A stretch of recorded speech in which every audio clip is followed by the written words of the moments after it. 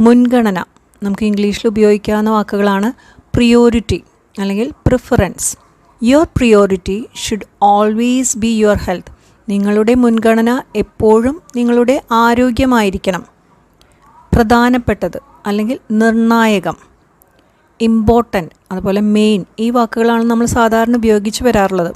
അതുപോലെ ക്രൂഷ്യൽ അല്ലെങ്കിൽ vital. Regular exercise is crucial for maintaining good health. നല്ല ആരോഗ്യം നിലനിർത്താൻ പതിവായുള്ള വ്യായാമം നിർണായകമാണ് അല്ലെങ്കിൽ പ്രധാനമാണ്.